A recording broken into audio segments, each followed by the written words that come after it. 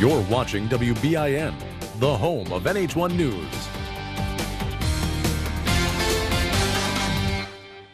Figuring out how to make vaccines you don't need to refrigerate. When a great business idea comes to you at 2 a.m. and you're a freshman in college, how do you make it happen? A student at an engineering college tries to solve engineering problems from a business perspective. But first, data-driven marketing recommendations on demand. Meet the only person who can do it. Welcome to the Language of Business with Greg Stoller. You grew up in an entrepreneurial environment with your parents but didn't know how to capitalize on it until you went to business school. Jahan Hamidi is founder and president of AdHark, and welcome to Language of Business. Thank you. What is a streaming marketing recommendations company? AdHark is the first and only company that provides data-driven marketing recommendations on demand, anytime and anywhere you need them. Our first product, Cuckoo, is the world's first task advisor for marketing. And what I mean by a task advisor is a software tool that uses data analytics to make personalized recommendations for certain tasks in marketing, like choosing the right type of content to share with the target audience, the right colors, the right videos, the right length of your posts. All of this is data-driven. How is that different than what's happening now? So what's really unique about our tool is we have patented technology that analyzes fluctuations in audiences on social networks. What I mean by an audience is a group of social media users. So when we look at how groups of people interact and share different types of content, when they share that content, and who they tend to interact with most often, we can statistically determine the best and most effective ways to engage them. And why do you think then it's going to be disruptive? I think it's really disruptive because this is the first time in history that you can pick a target audience, regardless of how large your company is, and peel back the layers and kind of pull back the barriers and be able to identify what really will interest them. And it's something that democratizes marketing for, all businesses, whether you're a consumer brand like Estee Lauder or Gillette, or if you're a retailer like TJ Maxx, or if you're the Boston Celtics trying to grow fan engagement. There is a data-driven way to more effectively reach your target audience. Do you get credit for eyeballs moving from point A to point B, or purchases? So what we're principally looking at is the concept of engagement. So that is the interactions that people are making with your content. So what we're doing is we're identifying the attributes of really successful content in a particular group of people, and we're recommending the ways for you to calibrate your messages and tune these attributes to be more effective at driving that level of engagement. Your parents were entrepreneurial, and then you got to Boston University's Questrom School of Business. How did you join the two together? So I'm originally from Wisconsin, and I moved to the East Coast to attend BU. And I studied marketing and business law at BU, and I was also a teaching assistant for 3 years. And what really got me into marketing were my parents. My parents are both small business owners. They own a small contract manufacturing business in Wisconsin. But they had always struggled with marketing. They didn't have a traditional marketing background and little experience in that area, and have an extremely strong reputation with their customers, but had always operated a referral business. Building a brand and getting inbound leads was something very new to them. And so they sent me to business school to study marketing so that marketing would be an asset of mine, not an Achilles heel. If you had to repeat your BU experience again, what would you have changed? I really enjoyed my BU experience. I was a really studious kid for 4 years, and BU has a culture of innovation. There are so many wonderful opportunities there, and I'm really proud of my time. But if I could go back and do it all over again, I think I would have gotten involved with startups at a very early stage. So, freshman, sophomore year, I would have tried to seek out different startups and kind of opportunities on campus to get exposed to business fundamentals and in a variety of different industries. Because when you're working at a startup, you see how the business works. Whether it's a failed enterprise or a successful one, you can understand and really make a quantifiable impact on the business. And it wasn't until my junior year that I got into startups and really started learning about software businesses, which are interesting to me. But that's one thing I would have done. Before AdHarc, you were an advisor to a coffee startup. How has that helped you? I was an advisor to coffee. I was also an advisor to a movie quoting app. And they were really interesting experiences because it helped me to think through a go-to-market strategy for a consumer product. And that was something that I hadn't studied in school. It was something that's a little different than what I'm doing now. We're a B2B software company. But it helped me understand brand building, fundraising components, as well as understanding how to monetize an app in different ways. So it provided a really rich experience, and I worked directly with the CEOs who were mentors as well. Jahan, thank you. Thank you. Jahan Hamady, founder and president of AdHarc. When a great business idea comes to you at 2 a.m. and you're a freshman in college, how do you make it happen? A student at an engineering college tries to solve engineering problems from a business perspective. But first, figuring out how to make vaccines you don't need to refrigerate. When the language of business continues. The Language of Business look at university entrepreneurship continues. Once again, here's Greg Stoller. It's one thing to graduate from a famous business school, but quite another to use alumni for your own funding. We're on location in Cambridge with Michael Schrader of Vaxis, and welcome to the Language of Business. Thank you very much for having me. It's a pleasure. You graduated from Harvard Business School in 2012, but started the company in 2011. What did you do when you were a student? So we saw the 2 years of business school as a great opportunity to actually launch a company and take advantage of the wonderful resources that were presented to us. Everything from classes that would provide us with, obviously learning opportunities, to the Harvard iLab, which is actually a physical incubator space for startups, to all kinds of faculty who are in the space and could serve us as advisors or other mentors and mentees along the way. And believe it or not, we actually won about $160,000 in funding from various competitions throughout the time there. So it was actually a perfect ecosystem to try and launch something new. And who are the we?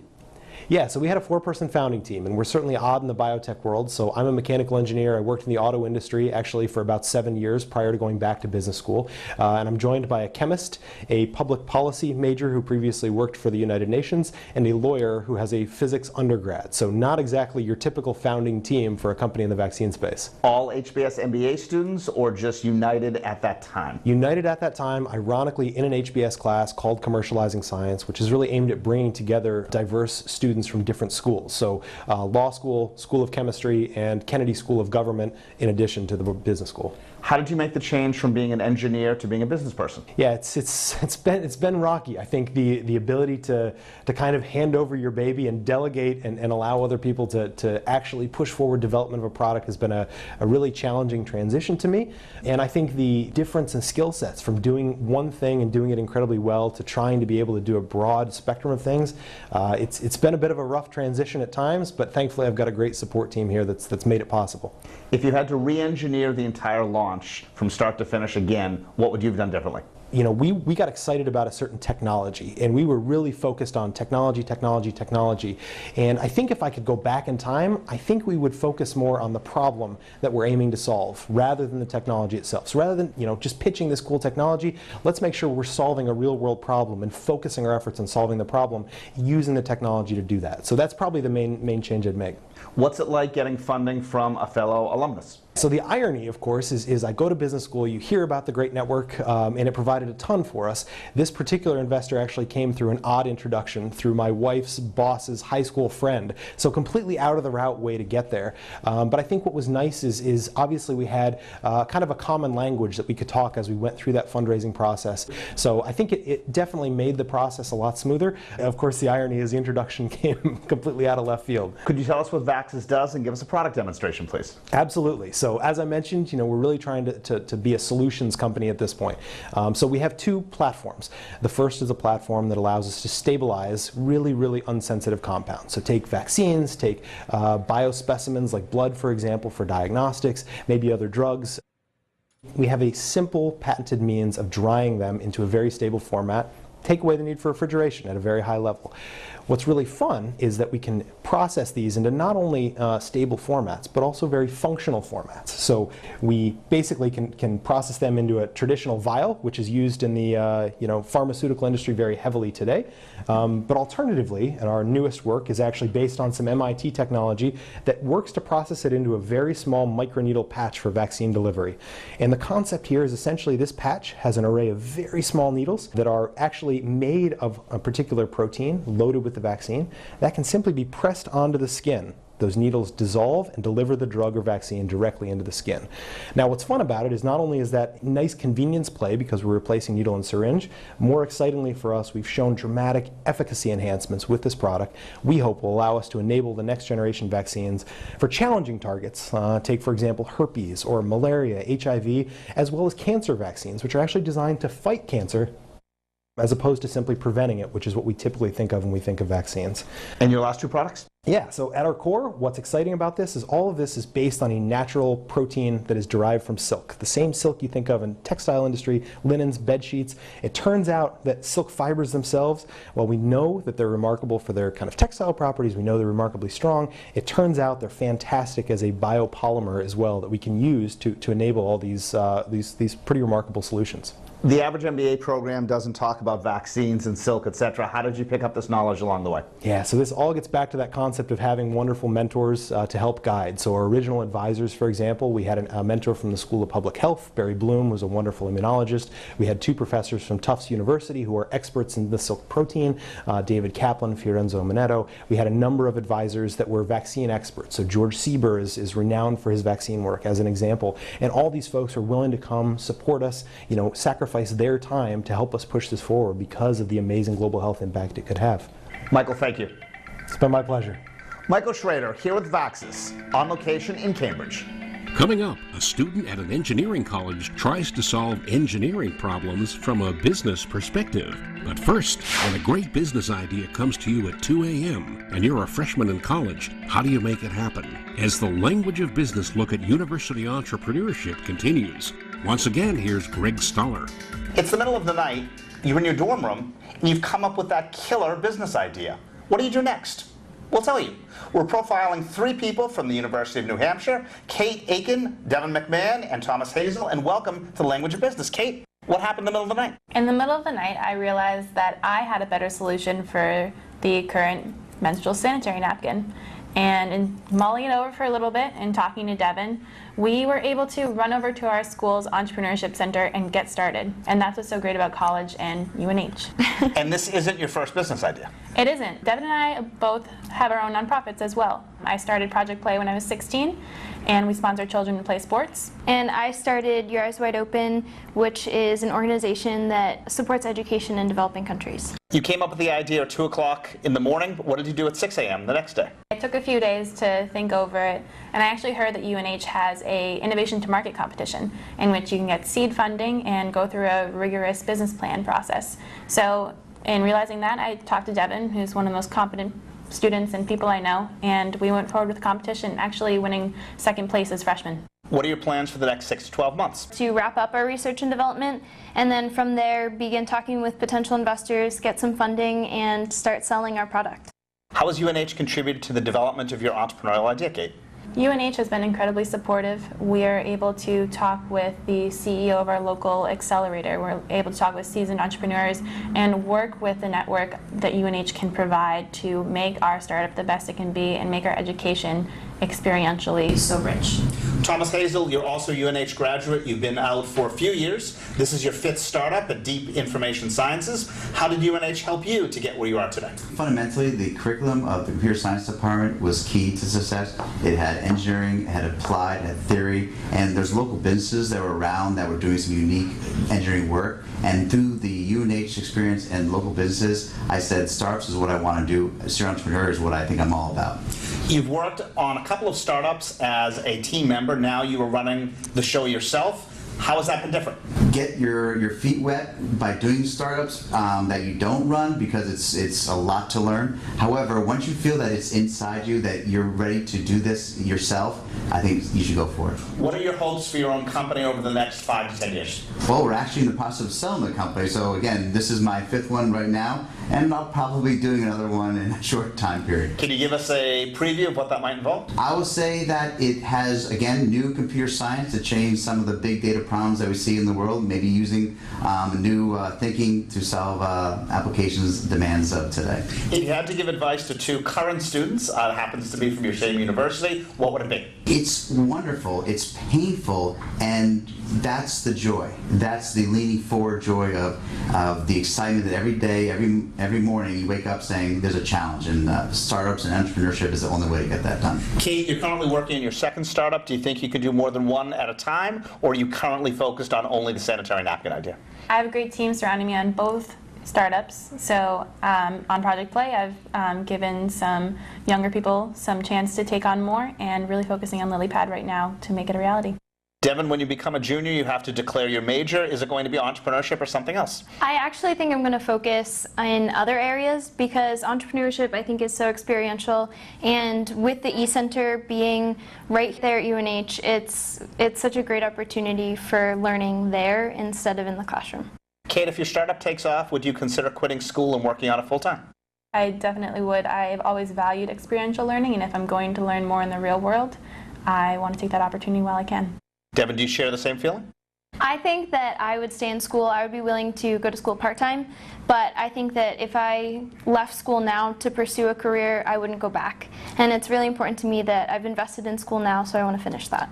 Thomas, if you had to go through it all again, would you have skipped school in order to pursue one of your first 5 startups, or would you have insisted staying and being a graduate from UNH? So actually, I did both. So I actually went to school and did entrepreneurship at the exact same time. So I worked probably 140 hours, but I say it's worth it. From there's interesting things you still can learn at UNH that you can't do outside of enterprise, but then enterprise does teach you things as well.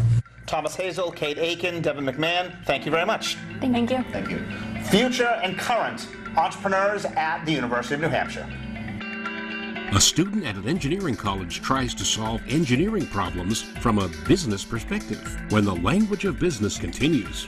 The Language of Business look at university entrepreneurship continues. Once again, here's Greg Stoller. Business students focus on revenue and profits, but how about engineering students? Are they getting schooled on how to solve problems, or how to solve problems profitably? Aidan McLaughlin is a student at Olin College of Engineering, and welcome to the Language of Business. Thank you for having me. So, what engineering major are you? I'm computer science major. And when you go to solve problems, are you looking at from an engineering perspective or from a business perspective? It kind of depends on what the task at hand is. So there are some classes that we have that are very, specific to trying to think in a business context, and others are just trying to solve a cool engineering problem. Now, when it comes to Indico, when we first started out, we were very much focused on kind of the engineering. If we solve a difficult problem, then people will be interested in paying us for it. But as time went on, we realized that we needed to start thinking with a business mind and kind of see that perspective in order to make our services profitable. So what is a 15-second pitch on Indigo? Yeah, so we classify data in an automated way. And so the same way that you might have somebody go through a bunch of tweets and find out high level, what people are talking about, how they feel about those subjects, and what their political lean is, those sorts of classifications, we can do that automatically. And what is the hope for the business moving forward? So the hope moving forward is that we can create an entire suite of tools that anybody can use, not just developers, to analyze whatever data they have on deck. So a lot of people these days, you'll hear, have all this data that they don't know how to get insights out of. And so what we try to provide is a high-level interface for saying, okay, these are insights I'm going for, and how do I get that information out of Indico in an easy way. How do you have time to work on this as a student? Well, so to be honest, I don't actually. It's very much, jumping between, but the same reason that I initially left school and went full-time on Indico is the same reason that I'm full-time school and not working at the moment. It's kind of the same way that when you're trying to budget learning into your full-time 9-to-5 job and just on the side you're trying to learn, I think trying to budget a company is similar, but oftentimes more difficult because you really want to pour all of yourself into the company. And so at the moment, I'm just sticking on school. Is this something you're going to focus on then after graduation? I would say that I'm definitely open to it. I guess I have 2 more years until I graduate, so a lot could change between now and then. But assuming that Indico is still around and still, like making moves, then I would love to join back with the team because I love them. And yeah. And tell us about the team. So the team started off with 2 owners who I have since left, actually, but they were in the year above me, and they started in their dorm room, and they're doing the whole startup thing. They were doing contracting for all these companies with incredible technology, and that was kind of the core of the business, is that the technology was so good that people would be interested in working with, basically these 2 kids in a dorm room. And what they wanted to do was extend that business so that any developer could use the same models that they were using, and then hopefully use that suite as something to sell to businesses, and they could just hop in and use whatever API they wanted to. And API stands for? Application Programming Interface. So what people would see as they're actually using the product. Exactly. Has this all been done on a handshake, or do you guys have any written documents about who owns what? At the beginning, it was very handshaky, maybe a 1-page printed, legal agreement. But for the most part, we've kind of lawyered up since then and gotten a little bit more legit. And now that those guys are out of the picture, who actually owns it? One of the guys who originally started it is still in the picture, and he is a CEO. But the actual ownership of the company is distributed around the co-founders and the investors and whatnot. How much do your non-engineering classes factor into the development of Indico? A lot of it we did learn on the spot. We actually were in an accelerator called Techstars, which taught us a lot about business and how to kind of keep things running and what that process is like. By the time I had left Olin, a lot of my non-engineering classes actually had nothing to do with business to that point. So, and that was just sophomore year, but they do have stuff baked into their curriculum. I just hadn't taken it yet.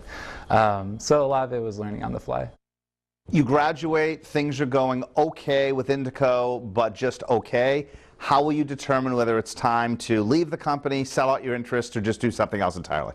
I think it will completely depend on the skills that I'm trying to learn at the time. And so I have a couple of interests that I'm trying to pursue, and it really, it's hard to say what will happen in the next 2 years, but depending on, where things take me and what directions I follow, I'll have to evaluate at that time if continuing with Indico is going to help me, grow in the way that I want to grow. Is this the only business idea that you're pursuing right now? Yeah, and I do some contracting on the side for just money for school, but generally, Indico is just like first and foremost. Aiden, thank you. Thanks for having me, Greg. Aiden McLaughlin, a student at Olin College of Engineering. Thanks for watching The Language of Business, a weekly look at ways to inform and inspire entrepreneurs. To join the conversation or to watch anytime, go to languageofbusiness.biz.